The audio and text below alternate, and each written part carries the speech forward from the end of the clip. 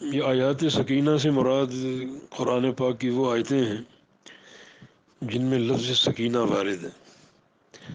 سکینہ سے مراد ایک سکون، لذت جو اللہ تعالیٰ کی طرف سے دلوں کو عطا ہوتی ہے، اور اس سکینہ کی بنا پر لوگ ایمان پر پختہ ہو جاتے ہیں۔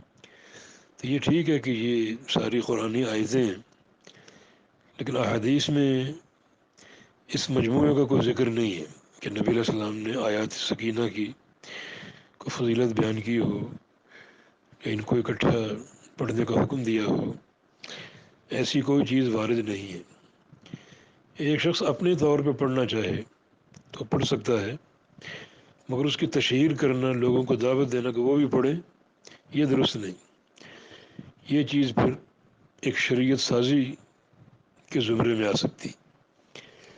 آگے وہ چیز بیان کریں جو اللہ کے نبی نے بیان فرمائی۔ جو اللہ کے نبی نے بیان نہیں فرمائی اسے آپ اگر بیان کریں کہ اس کو دین کے کھاتے میں ڈال دیں، تو پھر یہ آپ کی طرف سے شریعت سازی ہوگی، جو کہ ایک بڑا بھیانک جرم ہے۔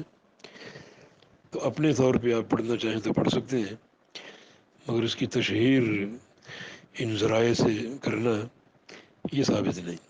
خلاصہ یہ ہے کہ آیات سکینہ برحق ہیں، لیکن نبی علیہ الصلوۃ والسلام کی طرف سے اس مجموعے کی فضیلت منقول نہیں ہے، اور نہ پڑھنے کا آپ نے کوئی حکم دیا ہے، اور نہ اس کی کوئی فضیلت بیان فرمائی ہے۔